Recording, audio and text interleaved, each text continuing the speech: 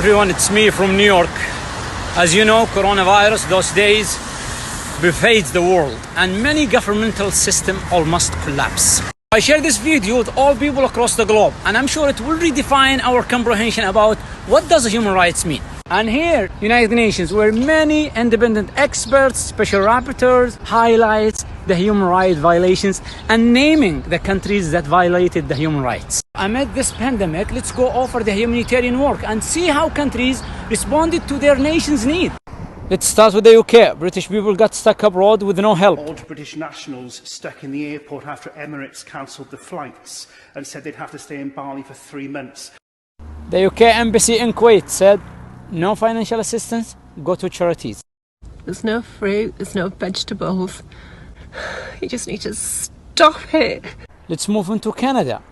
Businesses call for subsidies, and the outside, many Canadians got stuck abroad. And by the way, the Canadian government last year arranged the travel for Saudi teenager fleeing from her family. Thousands who are stuck abroad looking for help from the government to get back to Canada. There's about 1,000 Canadians that are here struggling to get back, trying to find ways, reaching out, and nobody's willing to help.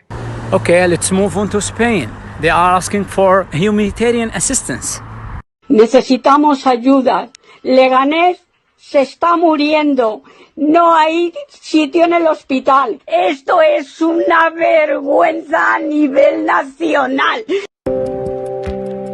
I'm in from Lyon, France, in the line in front of the supermarket. And now I'm here. Wow, it's not easy to find what you're looking for. In the US, let's start with Sandra's tweet about human rights. This system, the system of capitalism where profit matters more than people, is so damn sick.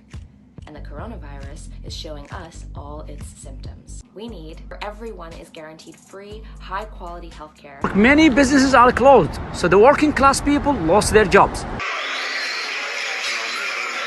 Gloves and masks in the United States are sold out, and Tennessee tells doctors to use diapers and goggles as a protection. Last year, 36 countries issued joint statement about Saudi Arabia, and they expressed their concerns about human rights, and some of these countries are that I mentioned above. In contrast, let's take a look inside Saudi Arabia and see how they responded to this pandemic. Let's start with the non-Saudis who are living right now in Saudi Arabia.